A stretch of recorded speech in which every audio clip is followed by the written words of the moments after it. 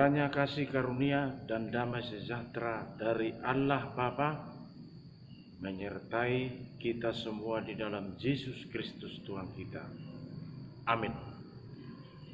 Bapak Ibu Saudara yang dikasihi Tuhan, renungan harian hari ini 29 Januari 2021 tertulis dari Injil Lukas pasal 6 ayat 27 sampai 28.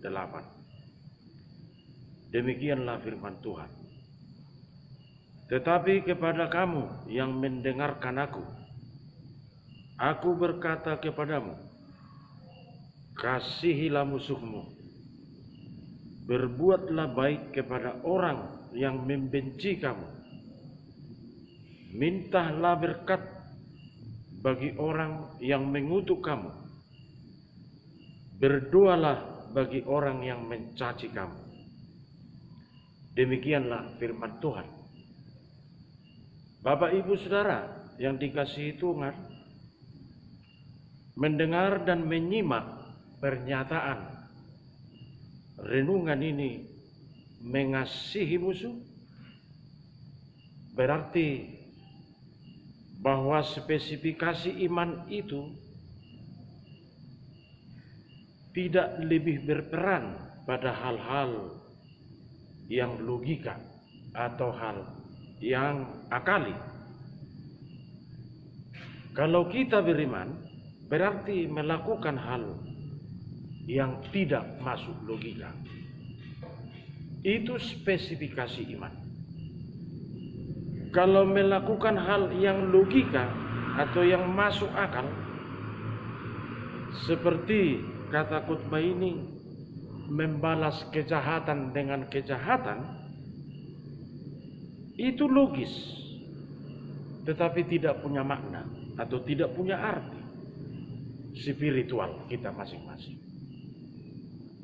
Itu sebabnya renungan ini bukan sekedar berbicara aspek iman, tapi sangat mempengaruhi aspek dan logika. Inilah Bapak Ibu Saudara namanya mengasihi tanpa syarat atau mengasihi tanpa kriteria tertentu. Tuhan Yesus di sini merubah rumusan standar kehidupan itu. Dari mengasihi sesama manusia menjadi mengasihi musuh. Mengasihi musuh bukan lagi rumusan standar bagi kehidupan kita, tapi rumusan yang sangat luar biasa dilihat dari konsep iman masing-masing. Inilah perbedaan Yesus dari nilai-nilai yang ada, merupakan wujud sikap paradoksal yang menjadi ciri khas Tuhan Yesus Kristus, yang membuatnya jadi top karena mampu mengasihi musuh. Sangat populer kita dalam kehidupan ini kalau kita mengasihi musuh kita, dalam arti tidak ada hukum balas membalas. Dan hukum balas membalas itu yang membalas secara negatif, itu bukanlah konsep iman. Bapak Ibu Saudara-saudara, makna ajaran mengasihi musuh di sini tidak bisa melihat luka-luka tanpa dendam, kepahitan tanpa amarah, kekecewaan tanpa geram. Sebenarnya konsep hidup mengasihi musuh ketika tidak ada sikap balas dendam, walaupun dia secara pasif, termasuk itu mengasihi musuh. Kalau kita tidak balas dendam, walaupun tidak ada tindakan kita membalas sesuatu yang dibuatnya kepada kita, kepahitan kehidupan itu ketika membalas yang jahat dengan yang jahat.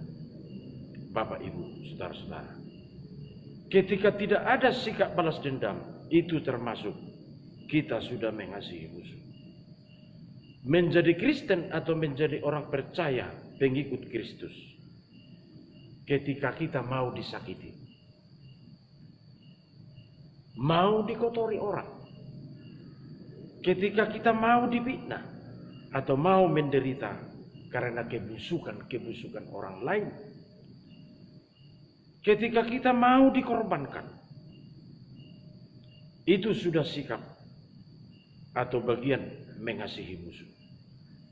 Dan jangan kita anggap diri kita ini sepele karena disakiti orang atau karena kita mau dikorbankan orang lain demi kejahatannya. Ketika kita mau menderita karena kejahatan orang, justru kitalah pemilik kemenangan itu.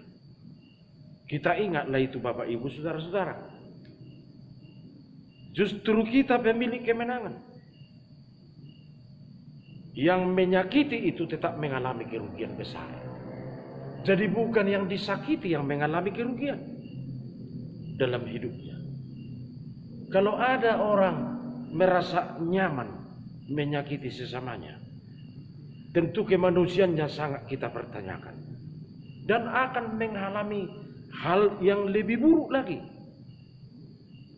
Bapak Ibu Saudara yang dikasihi Tuhan, sesuai dengan renungan ini, mau disakiti, mau difitnah, mau menderita karena kejahatan orang, itulah namanya kasih mampu menerobos logika atau akal sehat. Ketika kita rela seperti Yesus menerima segala bentuk kejahatan, itu sudah merupakan etika perbuatan baik. Jangan kita katakan itu kebodohan atau suatu kekonyolan dalam kehidupan. Yang berbuat jahat itu justru dalam kebodohan. Bukan yang disakiti yang bodoh. Yang logika, banyak orang mengatakan kalau disakiti, kalau tidak mau membalas berarti orang bodoh. Itu salah dari segi iman Kristen. Karena bagaimana sekalipun tetap hujan datang, dinikmati oleh orang baik dan orang jahat. Tidak pernah hujan datang dipilih hanya untuk orang baik. Sama-sama kena hujan, orang jahat dengan orang baik. Tapi beda resiko kena hujan atau akibat daripada kena hujan. Jadi mengasihi musuh Bapak Ibu Saudara, artinya tidak usah merasa rugi kalau disakiti. Tidak usah merasa rendah kalau difitnah. Karena Tuhan Yesus ada. Dan Tuhan itu tetap memiliki keadilan. Itulah salah satu gelar Tuhan Yesus yang sangat terkenal, bahwa Tuhan itu adalah Maha Adil. Karena Tuhan Maha Adil, bukan berarti kita mau supaya dia dihukum Tuhan. Tetapi Tuhan lebih tahu. Karena Tuhan adalah Maha Adil. Jadi mari kita rubah sikap kita. Dan mari kita masuki rumusan yang tidak standar. Apa itu? Mengasihi musuh dengan baik. Amin. Mari kita berdoa. Terima kasih Tuhan Yesus. Karena Tuhan menunjukkan firman ini yang sangat luar biasa. Kalau dari segi kemanusiaan kami tidak masuk akal ketika ada pernyataan mengasihi musuh atau mendoakan musuh. Tetapi dari konsep iman Kristen itu, justru itulah kehidupan yang sangat bermakna dan berarti, memiliki pengaruh ke tingkat kemenangan kehidupan itu sendiri. Ketika kami mengasihi musuh, kalau dunia ini merencanakan kejahatan, kalau kita tidak membalas itu, maka kita sudah aktif mengasihi dia atau mengasihi musuh, atau mengharapkan yang baik datang kepada musuh. Terpujilah nama Tuhan. Berkati renungan ini menjadi sesuatu yang penting Karena kami tahu dan kami mengaku semua manusia punya musuh. Bahkan ada manusia yang selalu balas-membalas terhadap kejahatan. Apalah artinya bagi kehidupan kami sebagai pengikut Tuhan Yesus? Karena Tuhan Yesus memberi gambaran yang baik. Ketika Tuhan Yesus mau difitnah, mau dicaci maki, dan mau disalibkan, berarti apresiasi terhadap iman itu sangat bermakna. Dan itulah fungsi daripada iman. Ketika apa yang tidak masuk akal menjadi sesuatu yang penting kami lakukan, dan itulah kemenangan kami sebagai pengikut Tuhan Yesus. Kami tidak hanya mengikut Tuhan dalam faktor-faktor kesenangan tertentu, tetapi kami mengikut Tuhan juga dalam penderitaan, dalam kesakitan, dan dalam bentuk apapun. Berkati kami semua keluarga-keluarga, pribadi-pribadi yang mendengar renungan harian ini, memberangkatkan kami bekerja pada hari ini, memuliakan dan memuji-muji nama-Mu. Ampuni kami dari dosa-dosa. Kami doakan semua musuh agar mereka dapat berubah, agar mereka dapat kembali ke jalan yang benar, supaya jangan membalas kejahatan dengan kejahatan.